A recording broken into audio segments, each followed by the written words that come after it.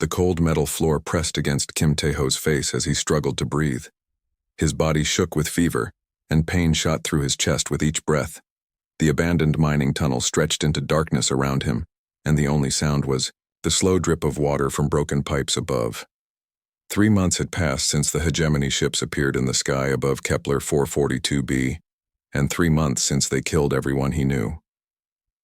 Tai-ho remembered that terrible day when the alien warships blocked out the sun.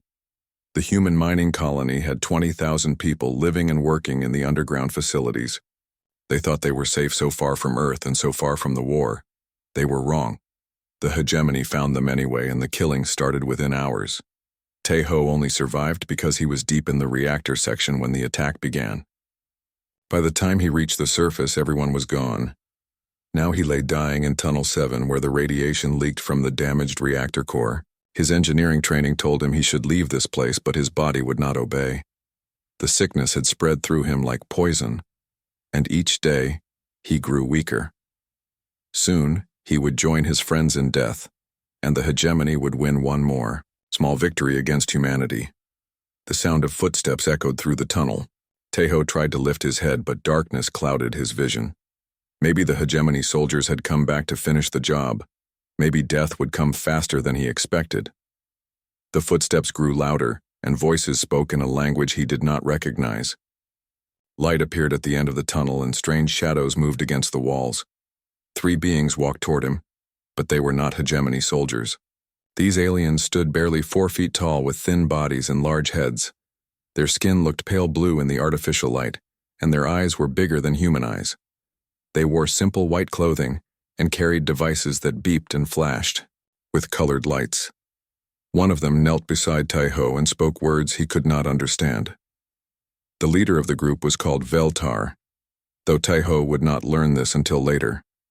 She had spent her life studying ancient civilizations on dead worlds and finding artifacts left behind by extinct species.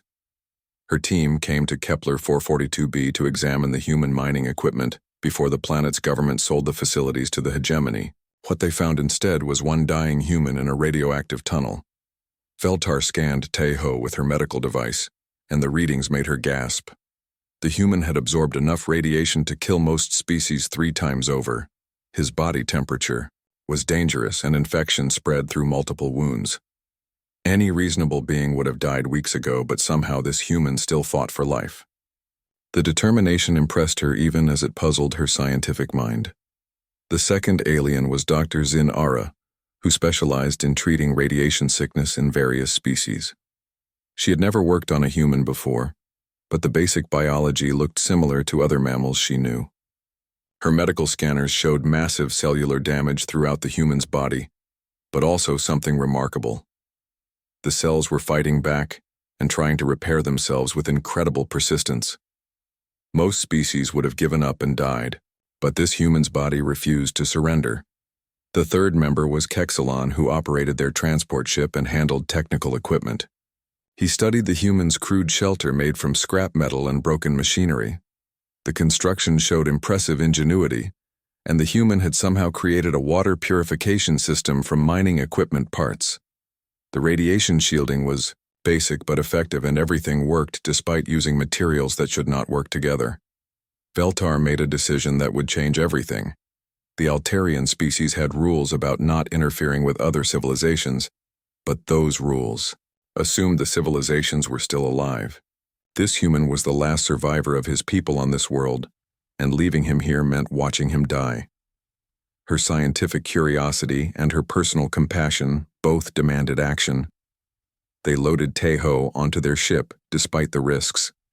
Taking him to Altair Prime violated their government's neutrality policy and could cause serious political problems.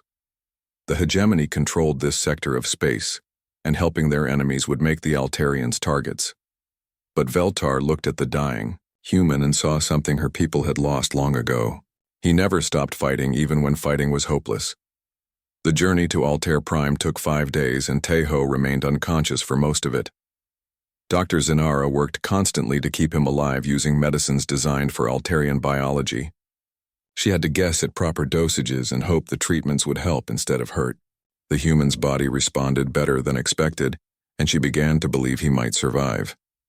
During the trip, Veltar studied the personal belongings they found with the human.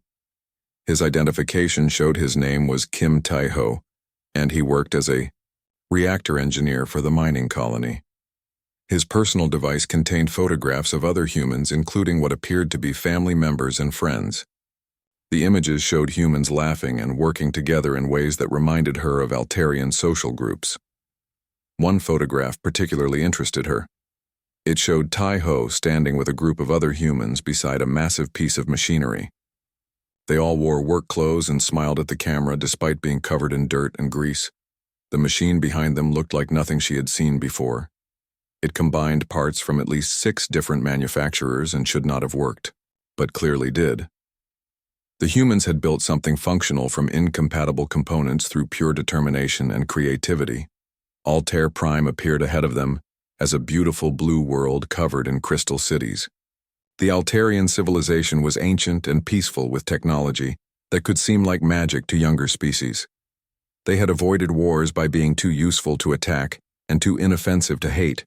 Their medical facilities could heal almost any injury, and their scientists could solve problems that baffled other races.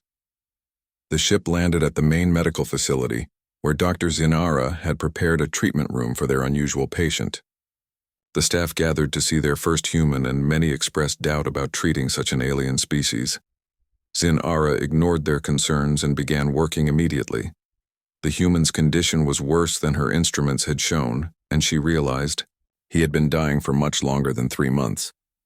As the medical team worked, Tai-ho began to dream. In his fevered dreams, he saw the faces of everyone who died on Kepler 442b. His supervisor, Park Min-soo, who taught him engineering. His friend Lee Ho-jin, who shared meals and jokes during long shifts. His girlfriend Song Yu-jin, who planned to marry him after their contracts ended. They all looked at him with sad eyes and asked why he lived when they died.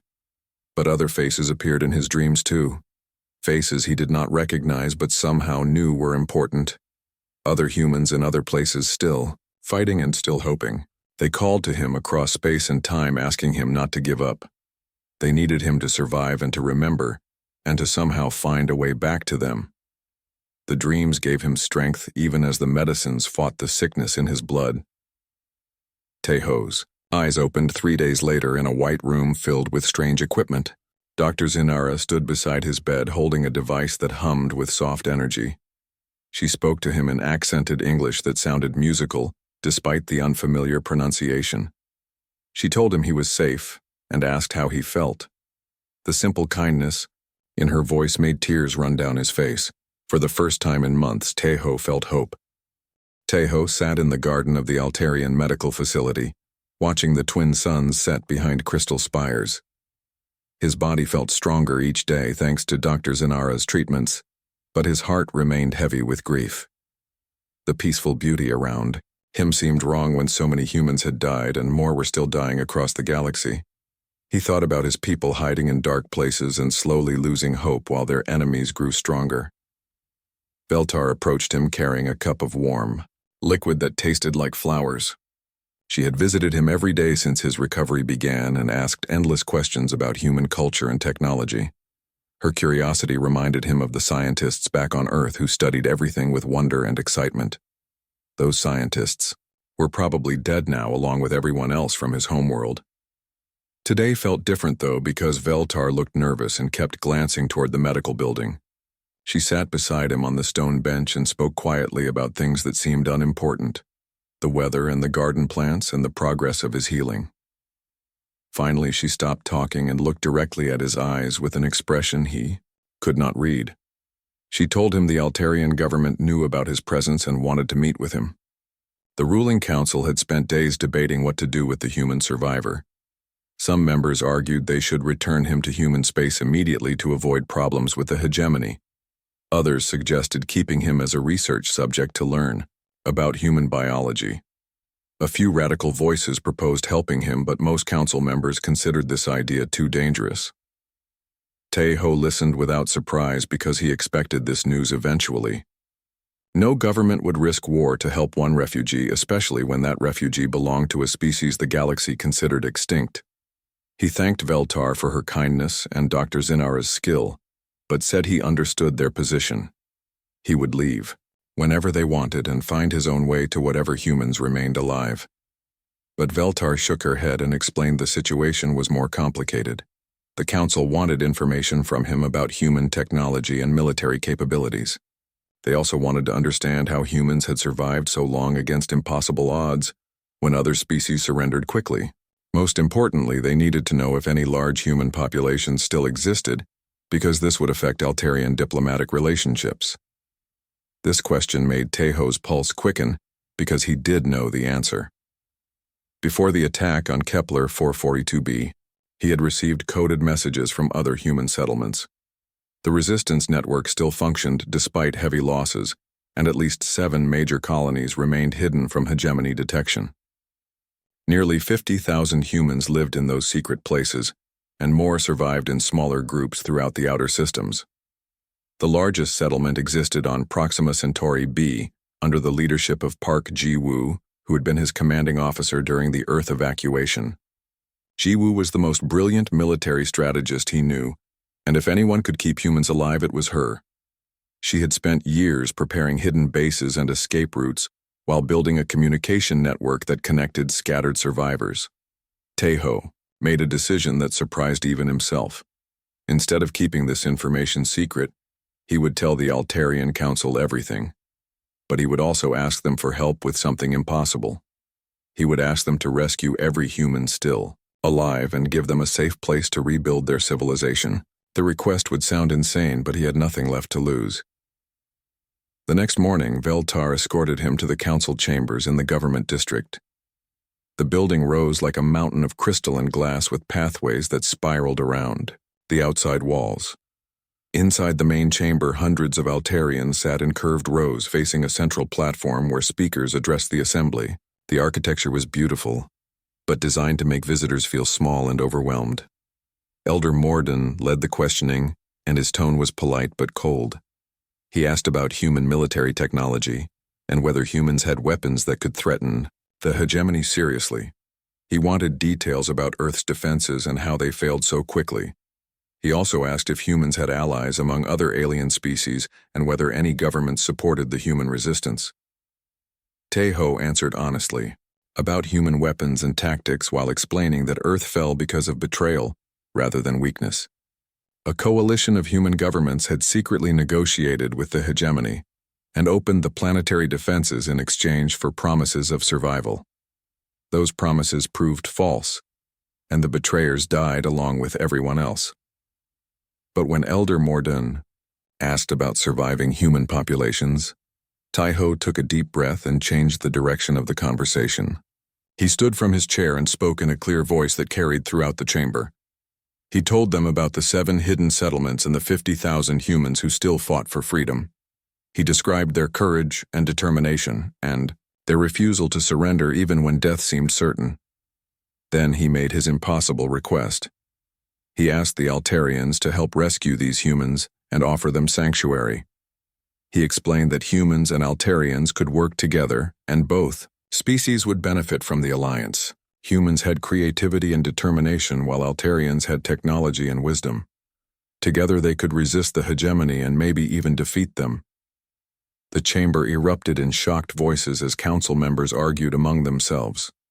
Some called the request insane and dangerous, while others seemed intrigued by the possibilities. Elder Morden demanded silence and asked why the Altarians should risk their peaceful existence for a species that had already lost the war. Teho's answer came from his heart rather than his mind. He talked about the photograph Veltar had found among his belongings, the one showing him with his work crew standing beside their impossible machine. He explained how humans never accepted that something could not be done and always found ways to make broken things work. This quality might seem primitive to advanced species, but it was also humanity's greatest strength.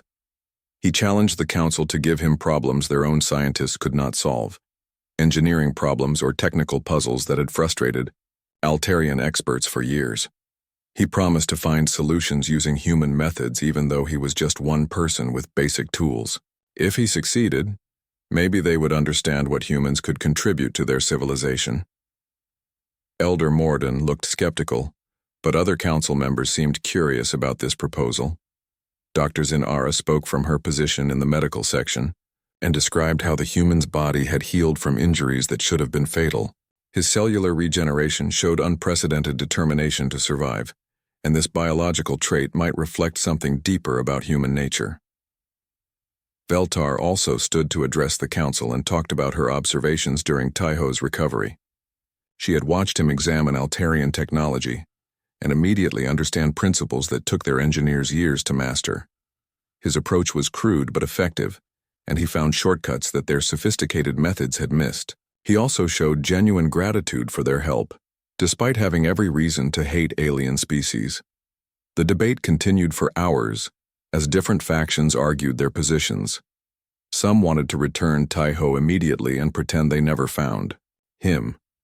Others proposed keeping him as a research subject while remaining neutral in the galactic conflict. A growing minority suggested helping him, but only in small ways that would not anger the hegemony.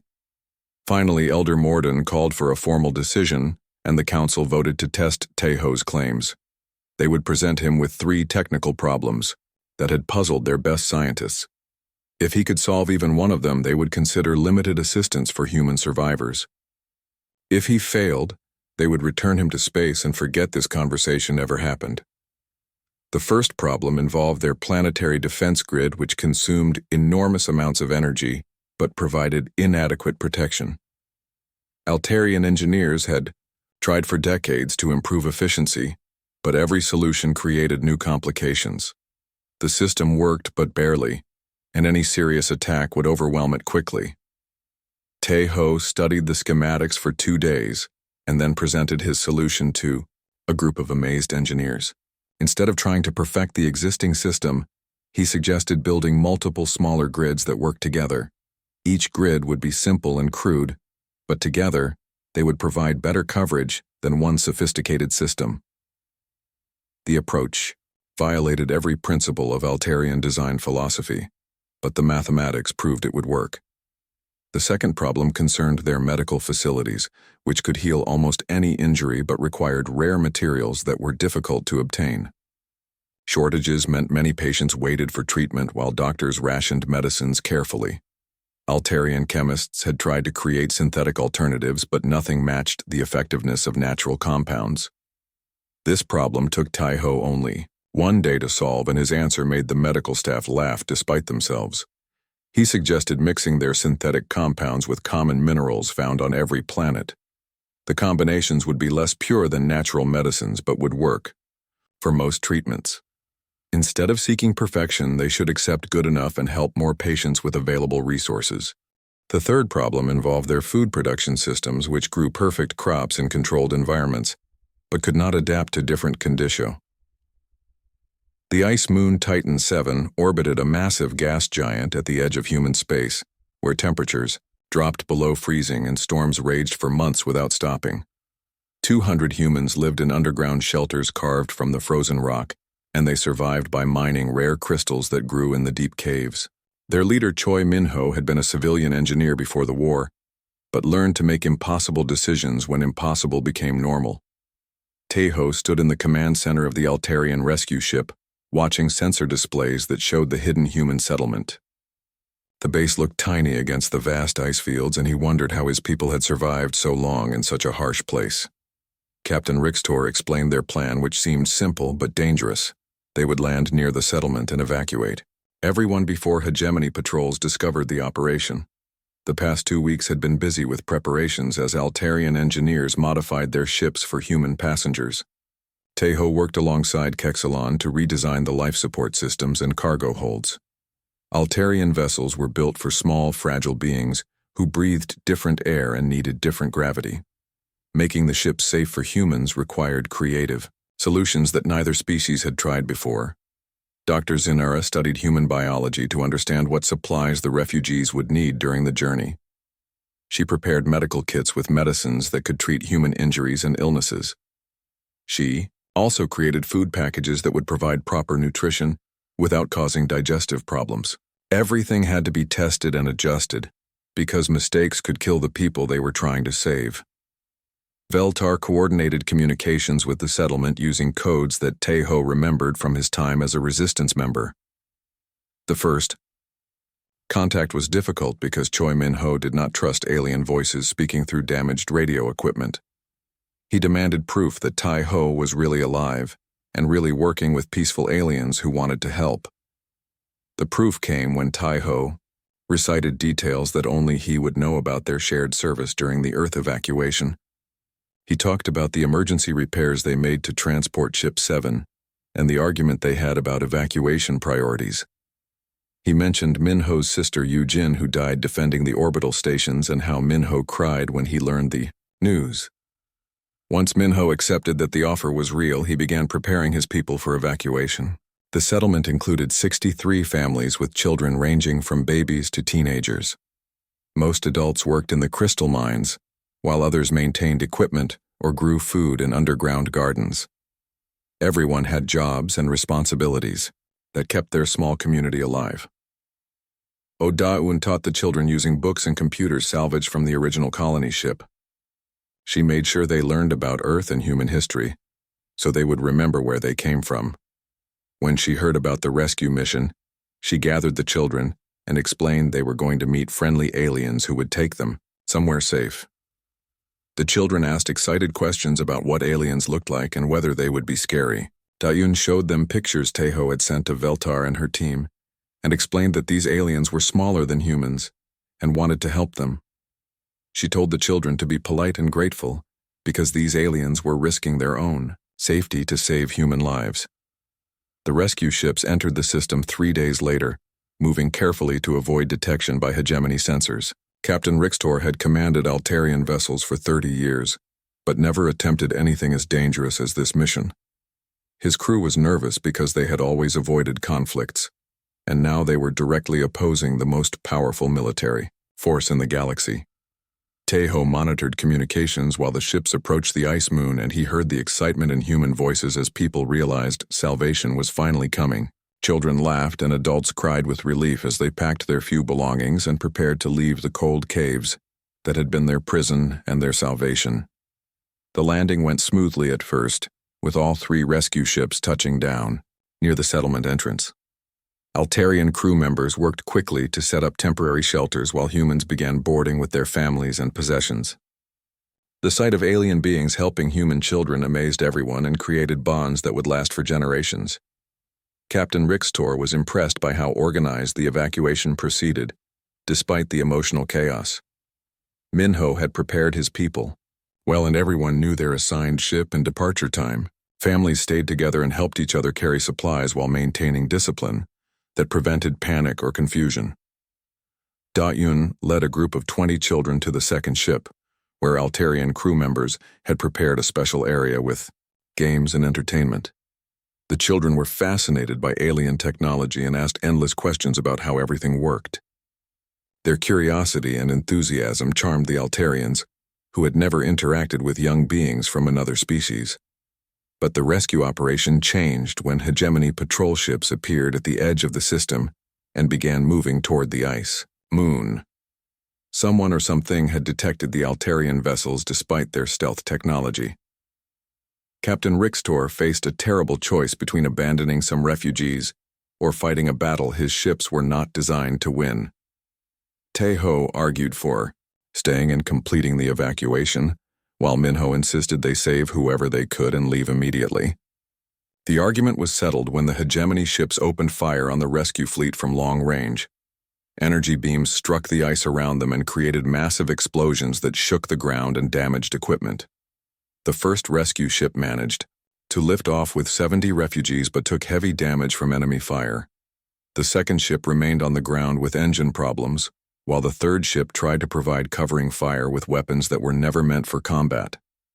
Captain Rixtor realized they were outgunned and outnumbered, but could not bring himself to abandon the humans still on the surface. Min-ho made a decision that surprised everyone, including himself. He ran to the damaged ship's weapons station and began targeting hegemony vessels with mining lasers that had been mounted as emergency armament. His knowledge of industrial equipment let him operate the crude weapons more effectively than trained Altarian gunners.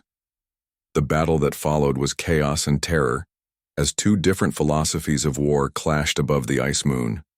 Hegemony ships attacked with disciplined formations and overwhelming firepower, while the rescue fleet responded with desperate creativity and impossible courage. Altarian vessels were faster and more maneuverable, but their weapons were designed for defense rather than offense. Tae-ho jury-rigged additional weapons using mining equipment and cargo containers filled with explosives. His modifications were dangerous and unstable, but they gave the rescue ships more firepower than their designers ever intended. He turned supply containers into missiles and mining lasers into ship-killing weapons through pure human stubbornness and creativity. Dayun kept the children calm during the battle by singing songs and telling stories while explosions lit up the sky outside their ship. Her courage impressed the Altarian crew members who saw how humans protected their young even in the most dangerous situations. The children trusted her completely and followed her instructions without question. Captain Rixtor was badly injured when enemy fire penetrated his ship's bridge and damaged critical systems. Minho took control of the vessel's weapons and began coordinating the defense with tactical skill that amazed the Altarian crew. He had never commanded a starship before, but he understood how to make desperate plans work under impossible conditions. Turning point came when Tae-ho convinced the other ships to ram their damaged vessels into the largest hegemony cruiser. The plan was suicidal, but it would create enough confusion for the remaining rescue ship to escape with most of the refugees. Captain Rixtor approved the plan despite knowing it meant death for his crew. But Minho had a different idea that was just as crazy, but might let everyone survive. He suggested using the ice moon's gravity and magnetic field to slingshot around the gas giant and gain enough speed to outrun the enemy ships. The maneuver would require precise timing and would probably tear their ships apart, but it was better than certain death. The escape attempt worked better than anyone expected as the rescue ships used the gas giant's massive gravity well to accelerate beyond hegemony pursuit speeds. The enemy vessels tried to follow but could not match the desperate maneuver attempted by ships that had nothing left to lose. Within hours, the rescue fleet had jumped to hyperspace and left their pursuers behind. The journey to Altair Prime took 5 days, and during that time, humans and Altarians learned to work together as one crew. Children helped with simple maintenance tasks while adults shared their knowledge of survival techniques. The species barriers began to disappear, as both groups realized they wanted the same things and faced the same enemies. Minho spent hours talking with Captain Rixtor about military tactics and defense strategies, while Da-un worked with the medical team to care for injured refugees. The conversations revealed how much humans and Altarians could learn from each other if they overcame their initial fear. News of the successful rescue spread through Altarian society like fire through dry grass, and the reaction surprised everyone, including the government leaders who had authorized the mission. Young Altarians volunteered for military service, despite their species' peaceful traditions, while older citizens donated money and supplies for future rescue operations. The sight of human children playing safely in Altarian schools had touched something deep in the collective consciousness. Professor Yeon-tal studied recordings of the rescue mission and published research papers about human psychology that fascinated academics across the planet. She argued that humans possessed emotional bonds and self-sacrifice instincts that made them uniquely effective in crisis situations. Their willingness to die for strangers and fight hopeless battles created tactical advantages that more logical species could not match. On Proxima Centauri B, Park Ji-woo received coded transmissions confirming that Tae-ho was alive and working with alien allies who had successfully rescued 200 humans from Titan 7. The news energized resistance cells throughout human space and gave hope to survivors who had begun to believe their cause was lost. If aliens were willing to help, then maybe humanity had a future beyond hiding in caves and abandoned stations. Ji-woo commanded the largest surviving human settlement with over 8,000 people living in underground cities carved from asteroid rock. She had been preparing for this moment since the fall of Earth and had built manufacturing facilities that could produce weapons and ships from salvaged materials. Her engineers worked constantly to create new technologies that could challenge hegemony's superiority. The settlement included Huang Bin-woo, who had commanded destroyers in the Earth Defense Fleet, before the betrayal doomed their homeworld. He understood space warfare better than any surviving human, and had spent years developing tactics specifically designed to fight enemies with superior technology. His strategies emphasized speed and unpredictability over direct confrontation. Song Haiwan maintained communications between scattered human groups using a network of hidden transmitters and coded messages that had evaded hegemony detection for 3 years. Her work connected resistance cells across dozens of star systems and allowed coordination of supply runs and intelligence gathering. Without her network, the scattered survivors would have been completely isolated. Dr. Lee Soo-jin worked in the Settlement's research laboratory studying alien biology and technology, captured from hegemony forces. Her discoveries about symbiotic relationships between different species had led to breakthroughs in medicine and engineering that kept the settlement functioning despite constant resource shortages. Her research would prove crucial to the Human-Altarian alliance. When Ji-woo established direct contact with Altair Prime through Taiho's communications equipment, she immediately proposed a full military alliance between their species. She offered to share human intelligence about hegemony weaknesses and tactical innovations developed during years of guerrilla warfare. In exchange, she asked for Altarian technology and support for additional rescue missions. The proposal created intense debate within the Altarian Council as members realized they faced a choice between returning to neutrality or committing fully to war against the hegemony. Elder Morden argued that helping humans would eventually lead to the destruction of Altarian civilization, while other council members insisted their species had a moral obligation to resist genocide. Veltar presented evidence that hegemony forces were already planning attacks on Altarian territory, regardless of their neutrality status. Intelligence gathered during the rescue mission showed enemy fleets massing for what appeared to be a systematic campaign to eliminate any potential allies of human survivors. Neutrality was no longer an option because the hegemony had decided Altarians were enemies. The debate ended when hegemony ships attacked 3 Altarian research stations in outer systems and killed hundreds of scientists who had no connection to the human rescue operations. The attacks were clearly meant to intimidate Altarian leaders and demonstrate that opposition would not be tolerated. Instead, they unified Altarian opinion behind immediate military action. War Master Thekris commanded the hegemony forces responsible for hunting human survivors, and he viewed the Altarian interference as a minor annoyance that could be eliminated quickly. His species dominated the Galactic Alliance through superior military technology and ruthless efficiency that had conquered dozens of worlds. He expected the peaceful Altarians to surrender after losing a few battles. But Thekris underestimated both human determination and Altarian technological capabilities when the two species worked together. The first combined fleet actions demonstrated tactical innovations that neither species could have achieved alone. Human creativity merged with Altarian precision to create new approaches to space warfare that confused and frustrated hegemony commanders. Binwoo arrived on Altair Prime with a small fleet of human ships built from salvage components and armed with weapons that violated every principle of proper engineering. The vessels looked like flying junkyards, but their crude construction concealed sophisticated targeting systems and powerful engines that could outrun most enemy ships. His crews had learned to fight dirty during 3 years of desperate battles. The sight of human warships docking at Altarian ports created celebrations throughout the planet, as citizens realized their new allies brought military experience that complemented their own technological advantages.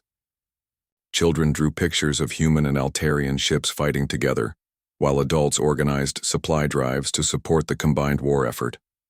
Altarian engineers studied human ship designs and were amazed by the creative ways humans had solved technical problems using limited resources. They learned to appreciate the elegant simplicity of systems that worked, despite being built from incompatible components. Human methods might look crude, but they produced reliable results under battlefield conditions. Haiwan established a communication network linking Altarian command centers with human resistance cells throughout the galaxy. Her encrypted transmissions allowed real-time coordination of military operations and intelligence sharing that gave the Alliance significant advantages over hegemony forces. For the first time, human survivors could act as a unified force.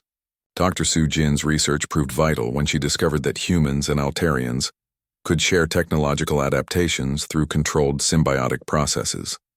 The breakthrough allowed rapid advancement of both species' capabilities as they learned to combine their different approaches to problem-solving. Human intuition guided Altarian precision while Altarian knowledge enhanced human creativity. The combined fleets launched their first major rescue operation, targeting a human settlement on the mining world Vega 3, where 1,500 survivors had hidden in underground tunnels for 2 years. The mission required careful coordination between human tactics and Altarian technology, as enemy forces had heavily fortified the system with automated defense platforms. Nam Do-hyun led the Vega 3 settlement and had been a merchant captain before the war forced him to become a military commander. His people survived by salvaging equipment from abandoned facilities and trading rare minerals with neutral species. When rescue ships appeared in orbit, he could barely believe his people would finally escape their underground prison. The rescue operation became a running battle as hegemony reinforcements arrived, while evacuation was still in progress. Do-hyun volunteered to pilot a suicide mission against the enemy command ship, but survived when Altarian engineers provided last-minute technological assistance that turned his damaged fighter into a guided missile that could be remote-controlled after he ejected. 3 more rescue operations followed as the Alliance gained confidence and experience in combined military actions. Each mission saved thousands of human lives while demonstrating that cooperative tactics could overcome superior enemy numbers and firepower. The psychological impact on both human survivors and Altarian society was enormous. The settlement on Kepler 186f housed 5,000 humans in a series of connected underground cities that had taken years to construct. Their leader, Kim Soo-min, had been a civil engineer who designed the complex tunnel systems that provided protection from orbital bombardment. Her people specialized in advanced manufacturing and produced equipment for other resistance cells. The rescue of Kepler 186f required the largest combined fleet operation yet attempted, with over 30 ships from both species working together to overcome heavy hegemony defenses. The battle lasted 3 days and resulted in significant casualties, but ultimately succeeded in evacuating the entire population along with their manufacturing equipment. Lim Jae-sung emerged from hiding during the Kepler 186f rescue and revealed himself as Taeho's younger brother, who had been presumed dead since the fall of Earth. He commanded a small fleet of ships built entirely from captured hegemony technology and operated by crews who had learned to fight using enemy weapons and tactics. His survival proved that human resistance was more widespread than anyone realized. The reunion between the brothers provided emotional moments that were broadcast throughout both human and Altarian space, and helped build popular support for the war effort. Images of families being reunited after years of the Nexus Point was a region of space where 7 major hyperspace routes converged, and whoever controlled it could block access to entire sectors of the galaxy. War Master Thekris had chosen this location for his final battle, because victory here would trap the remaining human settlements and prevent any future rescue operations. His massive fleet included over 500 warships from 12 different hegemony species, and represented the largest military force assembled in galactic history. Park Ji-woo stood on the bridge of the combined Alliance flagship, studying tactical displays that showed the enemy fleet positions. The hegemony had overwhelming numerical superiority, but their forces were spread across multiple formation groups that could be defeated separately if the Alliance moved quickly enough. She had spent weeks planning this battle and knew it represented humanity's last chance for survival. Veltar coordinated Alliance intelligence operations from the science station and monitored communications between enemy commanders. The intercepted messages revealed that Thekris considered this battle a routine extermination mission against primitive species who had caused minor inconvenience.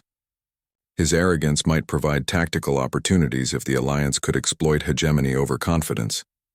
Captain Rixtor had recovered from his injuries sustained during the first rescue mission, and now commanded a squadron of modified Altarian cruisers equipped with human weapons systems. His ship designs combined the best features of both species' engineering approaches and had proven remarkably effective in previous battles against hegemony forces. The Alliance fleet included nearly 200 vessels ranging from massive Altarian dreadnoughts to small human fighters built from salvaged components. The ships looked mismatched and chaotic compared to the uniform hegemony formations, but their diversity provided tactical flexibility that confused enemy targeting systems and battle computers.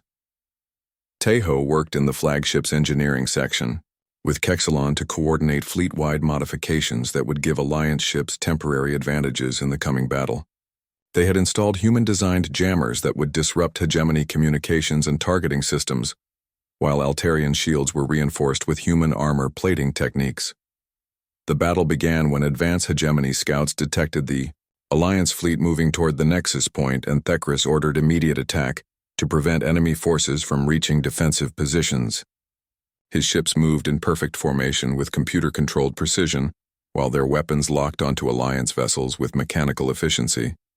But the Alliance response surprised everyone, including their own commanders as human and Altarian. Ships scattered in all directions using maneuvers that made no sense according to standard military doctrine.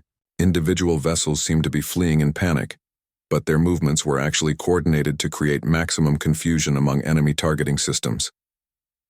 Ko Yunji piloted a modified fighter with Altarian navigator Zilwen, providing real-time, tactical data that allowed impossible flight maneuvers through heavy enemy fire. Their partnership demonstrated how human instinct could combine with Altarian calculation to achieve results neither species could manage alone. They destroyed 3 enemy cruisers before disappearing into the sensor shadows created by larger ships.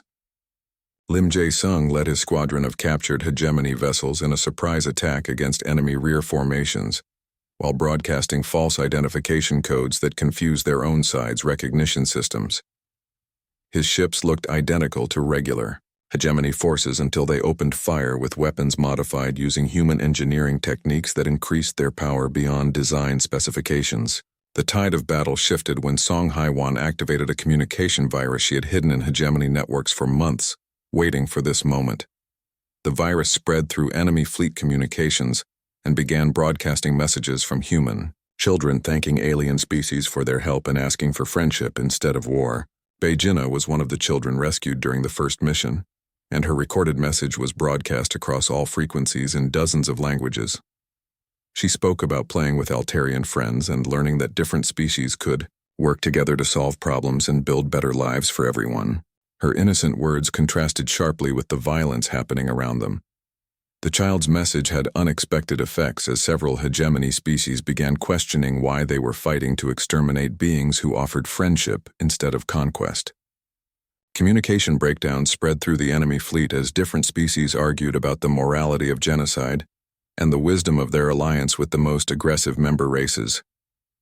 War Master Thekris realized his fleet was losing cohesion and ordered maximum firepower attacks against all enemy vessels to end the battle quickly, before more doubts could spread through his forces. The hegemony flagship opened fire with weapons that could destroy entire planets, while smaller ships concentrated their attacks on Alliance command vessels. The Alliance fleet responded by implementing the most desperate part of Jiwoo's battle plan as ships from both species began ramming attacks against enemy vessels, while their crews evacuated to rescue ships. The tactic was suicidal, but it disrupted hegemony formations and created opportunities for surviving Alliance ships to exploit. Tejo and his engineering team worked frantically to keep damaged ships functional, while hegemony weapons tore through Alliance formations. Human repair techniques that used whatever materials were available, combined with Altarian technology, to keep vessels fighting long after they should have been destroyed. Broken ships held together with determination and creativity.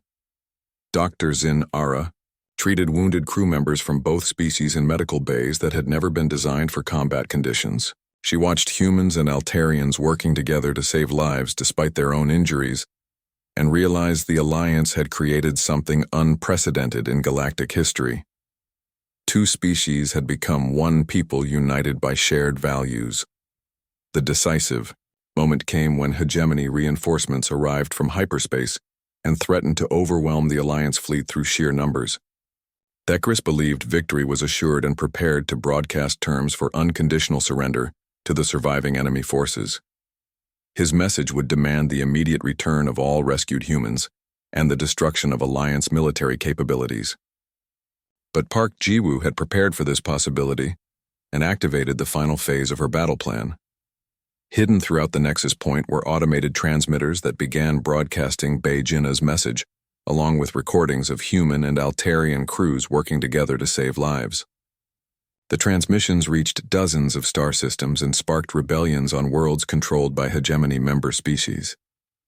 The revolution that followed was not military but moral, as billions of beings throughout the galaxy heard a human child asking why species could not be friends instead of enemies. Her simple question challenged the fundamental assumptions that held the hegemony together and inspired oppressed populations to rise against their rulers.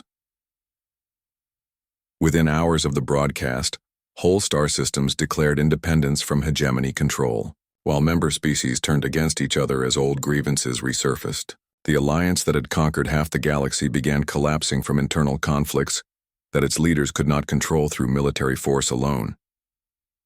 Thecris watched his empire crumble through reports flooding in from across hegemony space, and realized that saving one human child had somehow doomed his entire civilization.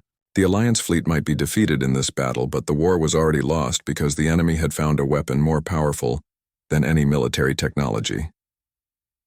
The battle at Nexus Point ended not with a glorious victory, but with exhausted ships, from all sides ceasing fire as news of the Galactic Revolution spread through both fleets. Many hegemony species began negotiating separate peace agreements, while others simply abandoned the war and returned home to deal with rebellions on their own worlds. In the aftermath of the battle, Tejo found himself standing in the same medical facility where his recovery had begun months earlier. But now the building was filled with beings from dozens of species who had been liberated from hegemony oppression. Children from many worlds played together in the gardens while their parents worked to build a new kind of galactic civilization. Veltar approached him carrying reports about the formation of a new galactic confederation based on cooperation instead of conquest. Over 40 species had already joined the alliance, and more applied for membership every day. The organization would face many challenges, but it represented hope for a future where differences were celebrated instead of eliminated. Dr. Li Sujin's research had become the foundation for new technologies that allowed different species to work together more effectively than ever before. Her discoveries about symbiotic relationships were being applied to everything from medicine to engineering as the galaxy learned to benefit from diversity instead of fearing it. The final human settlements were rescued not through military action, but through voluntary evacuations as former hegemony worlds offered sanctuary to any refugees who needed homes. The species that had once hunted humans now competed to provide the best living conditions for survivors who brought Val.